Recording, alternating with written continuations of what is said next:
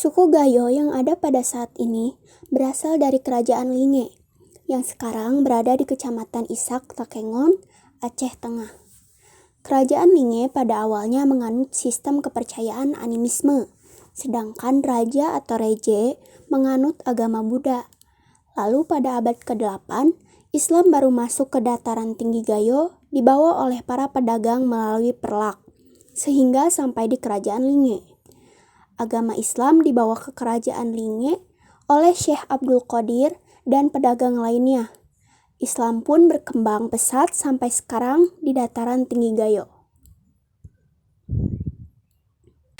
Mayoritas penduduk Gayo bermata pencaharian sebagai petani kopi, peternak, home industry, nelayan, dan pedagang. Dataran tinggi Gayo merupakan penghasil kopi terbesar di Provinsi Aceh. Rata-rata kopi yang dihasilkan diekspor ke luar negeri seperti Jepang, Jerman, Singapura, Malaysia, Amerika, dan Belanda. Dataran tinggi Gayo juga terkenal dengan hasil palawijaya yang mengisi semua sektor pasar di Provinsi Aceh. Dataran tinggi Gayo memiliki berbagai potensi yang dikembangkan masyarakat. Tidak semua lahan yang ada di dataran tinggi Gayo dapat ditanam perkebunan kopi. Ada beberapa sektor yang dipakai sebagai tempat untuk beternak.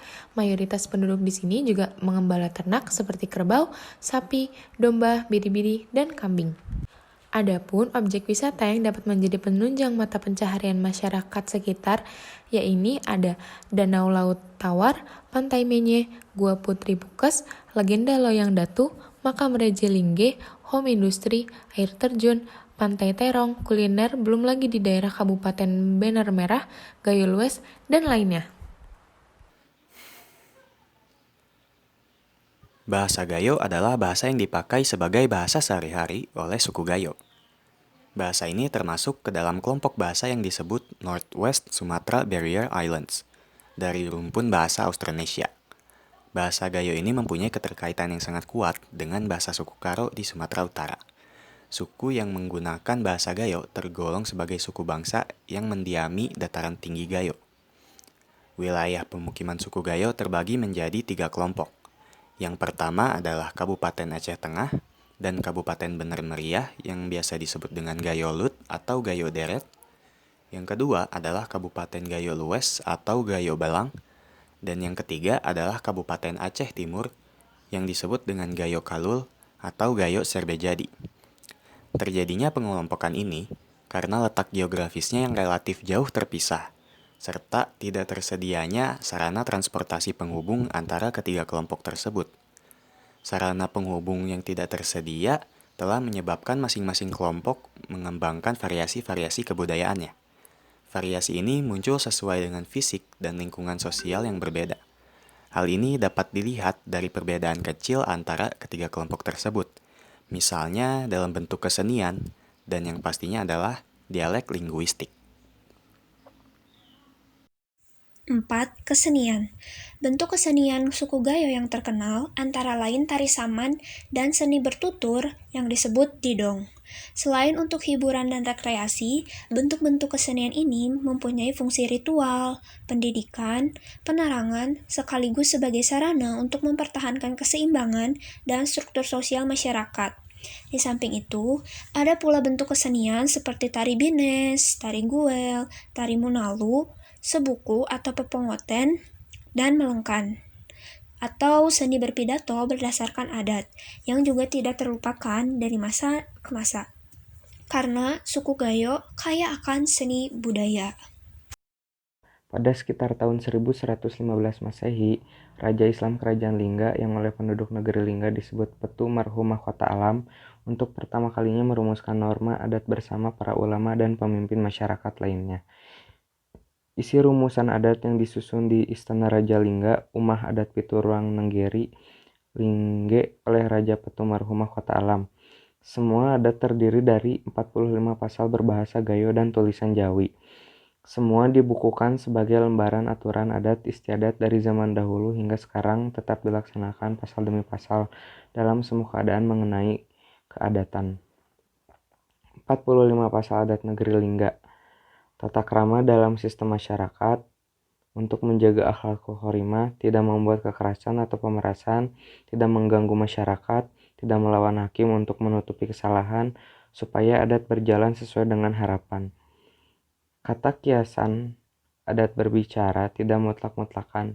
Berjalan memakai tongkat, hakikat sesuatu disimpan dengan baik, syariat dilaksanakan dengan tepat, karena hukum Islam mengenal mana yang hak, mana yang batil, sementara adat membedakannya. Sesuatu yang wajib harus dilaksanakan pada tempat dan waktunya. Sebaliknya, yang bukan wajib dapat dilakukan kapan dan di mana saja.